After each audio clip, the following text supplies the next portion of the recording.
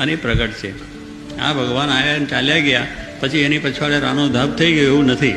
શ્રીજી મહારાજ સપૈયામાં જન્મ લીધો અને ગઢપુર આવ્યા અને દાદા ખાતરને આ બધી લીલાના બધા આખો સંપ્રદાય સ્થાપ્યો, સંતો કર્યા, બીજું ત્રીજું કર્યું, અનેક લીલાઓ કરી અને પછી 86ની સાલમાં ઉપડી ગયા. પછી રાણું ધબ થયું એવું નથી. શ્રીજી મહારાજ પોતે પણ પોતાના વાક્યોની અંદર બધી વાત કરી છે અને એ પ્રમાણે પોતાના એકાંતિક સંત દ્વારા, ગુણાતીત સંત દ્વારા અખંડ પોતે વિચરે છે, રહે છે.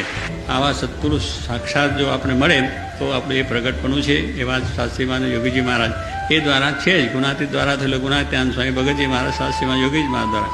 એ મહારાજ ગયા જ નથી. એમના જેવું સુખ આપણને, એમના જેવું જ એમનો આપણે આનંદ કે મહારાજ એમના દ્વારા આપણું કે સંત તે સ્વયં હરી કહ્યું, જેના મુખમાં મુખ છે, જેના નાકમાં નાક છે, પગમાં પગ છે. આ બધા ભગવાનનું, એટલે કારણ કે એ છે સર્વ પ્રકારે એમાં ગુણાતીત સંતમાં રહ્યા છે. આપણા અંતર્યામી રહ્યા છે, કોઈમાં બી રીતે રહ્યા છે, પણ ભગવાન સત્પુરુષમાં સર્વ પ્રકારે છે. એનું આખું અવયવ હોય ભગવાન, આપ ટળી મળ્યા ભગવાનમાં. એનો જે દેખાય છે આકાર એટલો જુદો, બાકી બધું જ ભગવાનમાં મળ્યું.